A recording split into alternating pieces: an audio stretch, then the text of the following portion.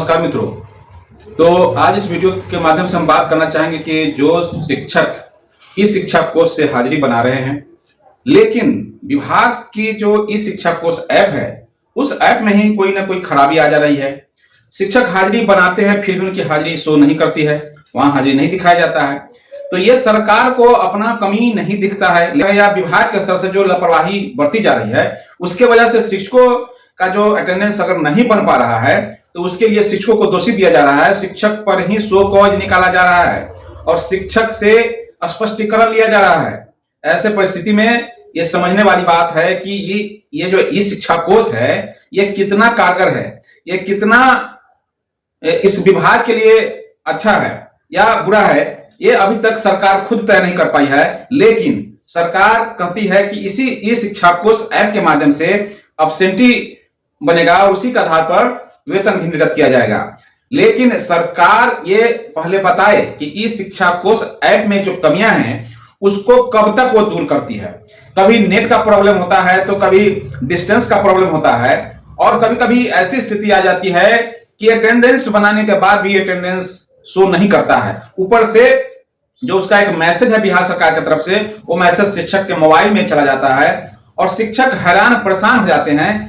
कहने का मतलब यह है कि जब शिक्षक सिर्फ अपने अटेंडेंस को लेकर के, अपनी उपस्थिति को लेकर के जब तक परेशान रहेंगे, जब तक वो ये निश्चिंत नहीं कर पाते हैं कि हमारी हाजिरी बनी कि नहीं बनी, वो बच्चों को कक्षा में पढ़ाने के लिए जब जाते हैं उनका मन नहीं लगता है, वहां उनका जो मानसिक रूप से संतुष्टि है उसकी भरपाई वो नहीं कर पाते हैं, जिस वजह से बच्चों के शिक्षा पर भी असर पड़ रहा है। लेकिन इस पर सरकार कोई सोच नहीं रखती है। सरकार इस बारे में कुछ नहीं सोच रही है, उल्टे शिक्षक पर ही कार्रवाई करने की बात करती है, शिक्षकों का वेतन काटने की बात करती है।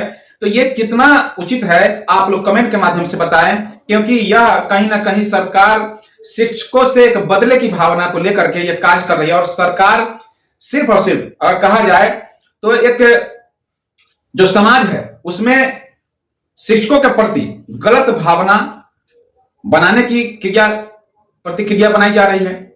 यह और बात है कि अभी चुनाव का वक्त है तो कुछ चीजों में राहत तो दी गई है, लेकिन नए नए आदेश जो पाठक जी के समय से चले आ रहे हैं उसमें कोई कमी नहीं आई है। फिर भी अभी देखिए कि कभी ड्रेस कोड को लेकर के कभी कुछ आदेश निर्गत होते ही रह रहे हैं। और अभी फिर प्रशिक्षण के लिए भी आदेश निर्गत हो गए हैं कि साल में 2 बार प्रशिक्षण कराए जाएंगे, और प्रशिक्षण भी समझिए कि वही जिला बदल करके करना है।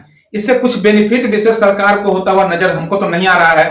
आप लोग इस संदर्भ में क्या सोचते हैं, कमेंट करके जरूर बताइएगा। तो इस शिक्षा कोष के माध्यम से हाजिरी बनाने वाले भी जितने भी शिक्षक हैं, आपने ये रिपोर्ट देखा होगा कि बिहार में लगभग 75,000 स्कूल हैं। उन सारे स्कूलों में कुछ एक स्कूलों को छोड़ दिया जाए तो लगभग सारे शिक्षकों का अटेंडेंस नहीं बना था 14 तारीख को। ये और बात है कि फिर आनन फानन में उससे सुधार दिया गया है और अटेंडेंस अब दिख रहा है। तो कहने का मतलब है ये तो बड़े स्तर पर जब बात होती है तो वहां पर सरकार या विभाग इसमें सुधार करने की बात करती है। लेकिन जहां पर छोटे छोटे स्तर पर भी गड़बड़ियां पाई जाती हैं, कई शिक्षकों ने बताया कि वे अटेंडेंस बनाते हैं, लेकिन मोबाइल में वो बताता भी है कि अटेंडेंस इतने बजे बन गई है, लेकिन शाम होते होते जो एचएम के लॉगिन से जो दिखाया जाता है उसमें अटेंडेंस नहीं बना होता है, या फिर आपको मैसेज भी आ जाता है कि आपका अटेंडेंस नहीं बना है। तो ऐसे परिस्थिति में शिक्षक उपापोह की स्थिति में आ जाते हैं, शिक्षक परेशान रहते हैं। जब शिक्षक खुद परेशान रहेंगे तो वो बच्चों की समस्या को दूर कैसे करेंगे, वो बच्चों को पढ़ाने में अपना सर्वस्व कैसे निछावर कर पाएंगे जब वो खुद ही परेशान रहेंगे अपने भविष्य को लेकर के, अपने वेतन को लेकर के। अगर उनके साथ स्थिति जो बनी हुई है, अगर इसको दूर नहीं किया जाता है तो सरकार अगर सोच रही है कि हम इससे शिक्षा में आमूलचूल परिवर्तन कर लेंगे, शिक्षा के सुधार के क्षेत्र में जो काम किए जा रहे हैं उसमें शिक्षकों को परेशान करके, शिक्षकों को तंग तबाह करके अगर चाहती है बिहार सरकार कि हम बिहार के शिक्षा व्यवस्था में आमूलचूल परिवर्तन कर लेंगे, तो ये बिल्कुल ही गलत सोच है सरकार की और इससे कुछ होना जाना नहीं है। हम जहां तक समझते हैं जितनी अच्छी पढ़ाई पूर्व में होती थी उससे अभी कम ही पढ़ाई स्कूलों में हो पाती होगी, क्योंकि शिक्षक उस मानसिक स्थिति से गुजर रहे हैं कि कहीं ना कहीं वो उपापोह की स्थिति में रहते हैं। शिक्षक को जो परेशानी अभी सक्षमता पास करके उन्हें दूसरे जिला में भी भेजने की जो बात चल रही है, उस वजह से भी शिक्षक परेशान हैं। शिक्षक का सर्विस कंटिन्यू नहीं किया जा रहा है, सेवा निरंतरता का लाभ नहीं दिया जा रहा है, उस वजह से भी शिक्षक परेशान चल रहे हैं। और ऐसे परिस्थिति में अगर सरकार चाहती है कि शिक्षा में आमूलचूल परिवर्तन हो जाएगा और शिक्षा में गुणवत्ता आ जाएगी, तो यह संभव नहीं है। सरकारी डंडा चला करके अगर सरकार चाहती है कि शिक्षकों से हम लोग शिक्षा ले लेंगे, तो यह संभव कदापि नहीं है, क्योंकि बंदूक की नोक पर न शिक्षा लिया जा सकता है और न ही चिकित्सा लिया जा सकता है। किसी डॉक्टर को आप डरा करके उसे इलाज नहीं करवा सकते हैं, उसी तरह से आप शिक्षक को डरा करके आप उससे शिक्षा ग्रहण नहीं कर सकते हैं। शिक्षा ग्रहण करने के लिए एक स्वाभाविक प्रक्रिया है। अगर शिक्षक अपने मानसिक संतुलन में नहीं बने रहेंगे तो वो शिक्षा नहीं दे पाएंगे अच्छा से। शिक्षक को सबसे पहले अन्य कर्मचारियों से तुलना बंद कीजिए। बिहार सरकार अक्सर ही कभी बिहार पुलिस से तुलना करती है, तो कभी आर्मी वाले से तुलना कर देती है, कभी जो अन्य विभाग में कर्मचारी हैं उनसे तुलना करती है। तो ये तुलना करना बंद करें, क्योंकि पढ़ाना एक अलग क्रिया है, जो कि इसका उद्देश्य कुछ और होता है।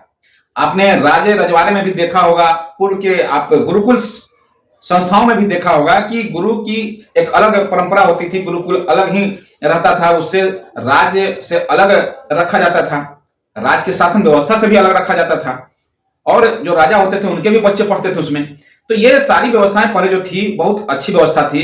लेकिन अब जो व्यवस्था है, आरटी का जो हवाला दिया जा रहा है, आरटी के हवाला देकर के शिक्षकों को अब बताइए कि 9 बजे से 4:30 बजे विद्यालय में बांध कर रखने की बात होती है। एक तरह से कहा जाए तो जिस तरह से गाय बैल भैंस को लोग बांध करके रखते हैं, उसी तरह से एक समय में बांध दिया गया है। जबकि आपको पता है कि जो बड़े बड़े नेता हैं या बड़े बड़े मंत्री हैं या मुख्यमंत्री हैं, सभी लोग ये मानते हैं कि विद्यालयों में शिक्षा 10 से 4 होती थी या 10 से 3 होता था, और वहीं पर पढ़ करके वे लोग आज कहां से कहां पहुंचे हैं। लेकिन आज जो ये सरकारी व्यवस्था है उसको एक गरीब गुरुआ की व्यवस्था मान लिया गया है कि गरीब होंगे उन्हीं के बच्चे पढ़ेंगे, पैसे वाले के बच्चे नहीं पढ़ेंगे। और ये इसकी छवि ही खराब कर दी गई है, सरकार के स्तर से खराब की गई है। और दोष दिया जाता है कि शिक्षक ऐसे वैसे। शिक्षक को आप पहले संतुलित कीजिए।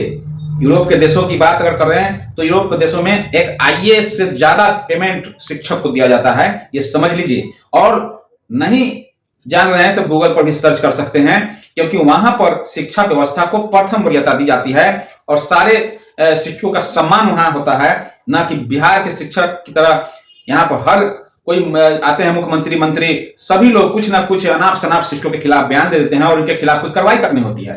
तो ये एक गलत व्यवस्था कायम किया गया है, शिक्षकों को परेशान करने के लिए, शिक्षकों का मानसिक दोहन करने के लिए, मानसिक उत्पीड़न करने के लिए ये तरह का साजिश बनाया गया है। इस शिक्षा कोष को लेकर के आ रही थी जो समस्याएं आ रही हैं, उसको सरकार से हम अनुरोध करेंगे कि इसको दूर किया जाए।